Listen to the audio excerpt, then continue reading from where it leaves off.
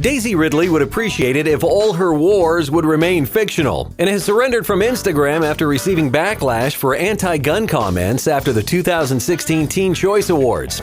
After writing a now-deleted post saying, "Serious bit. As I sat in the audience yesterday, tears were streaming down my face at the tribute to those that have been lost to gun violence. We must #stop the violence." Well, some trolls on Instagram immediately jumped down her throat due to the fact that she became famous for blasting ray guns and using lightsabers on the big screen.